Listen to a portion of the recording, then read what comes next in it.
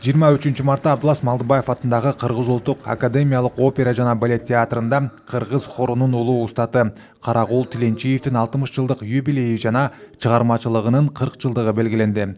Ал опера сахнасында улуттук жана чет элдик классиктердин спектакльдерин ишке ашыргандардын бири. Тиленчиев көптөгөн мамлекеттик маанидеги иш-чаралардын өтүшүнө салымын кошуп келет. Ал мамлекеттик гимнди жаздырууда хормейстер коюучу катары активдүү катышкан.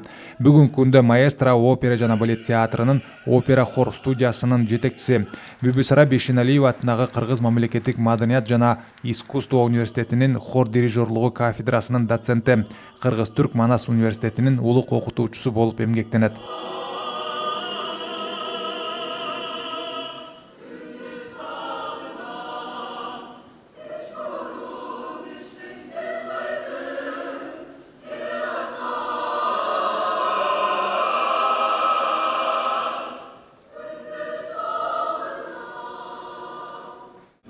Кишиден ашык аткаруучу катышат.